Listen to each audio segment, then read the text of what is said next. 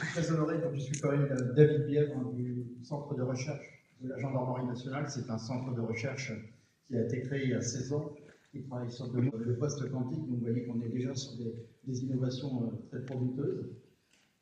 C'est donc une unité qui est agréée au titre du mécénat d'entreprise, article 200 et 238 bis du Code général des impôts, et les connaisseurs comprendront.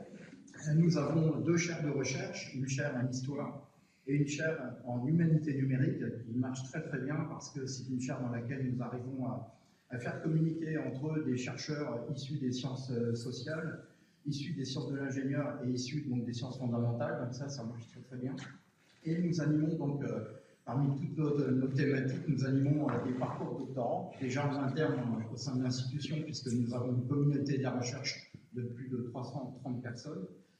Et ensuite vers l'extérieur, et c'est là que je vais donc évoquer avec vous les COFRA. Les COFRA, c'est un nouveau dispositif, convention de formation par la recherche en administration. C'est peu ou prou l'équivalent du CIF, à peu près. Et la gendarmerie nationale donc, accueille jusqu'à 15 personnels issus des COFRA, donc des doctorants. Et pour la première fois, nous avons enfin réussi à trouver un doctorant extérieur à la région Île-de-France. Donc nous sommes très très heureux au regard notamment de la dynamique de cette université. Alors la sélection est très très rude, puisque 15 places, c'est sur l'ensemble des années de recherche. Donc ça veut dire à peu près 3 à 4 recrutements par année, si on considère un doctorat en 4 ans. Donc la sélection est très très rude et bravo à Camille Gaillot, donc, qui est là-bas, qui peut lever la main de nous avoir rejoints. Parce que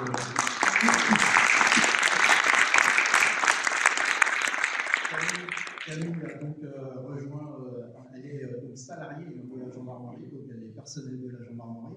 Et un grand merci à ces 2 directrices de thèse, et également vous pouvez lever la main pour vous féliciter pour cette belle collaboration.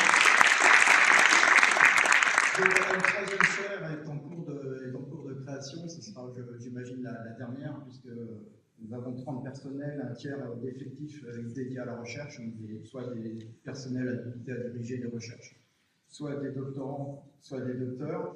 Que dire enfin que nous sommes très très ouverts à tous les partenariats.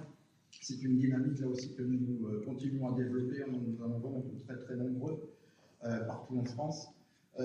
Prochainement, on va aller visiter le centre de recherche à Bruxelles, également le centre de recherche à Europol. Donc, vous voyez qu'on essaye de rayonner très largement, mais rien ne peut se faire si on agit seul. Et donc, c'est pour ça qu'à l'intérieur de nos chaires, mais également à l'intérieur de nos partenariats, nous travaillons très étroitement, soit avec les entreprises, parce que là aussi, c'est impossible d'œuvrer sans le soutien évidemment des entreprises, mais surtout sans leur vitalité, parce que quand je parlais de la chaire humanité numérique, nous avons beaucoup d'entreprises qui adorent le dispositif parce que ça les fait réfléchir à l'activité de leurs ingénieurs.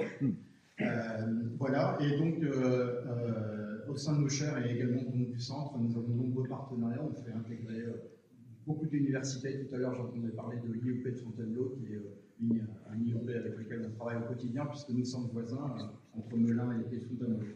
Voilà, donc la Sorbonne, Aix-Marseille, etc., Tours. Je ne vais pas tous les citer, mais on a de très nombreux partenariats et on est très heureux en tout cas d'avoir pu conclure ce partenariat avec ce nouveau COFRA. Merci.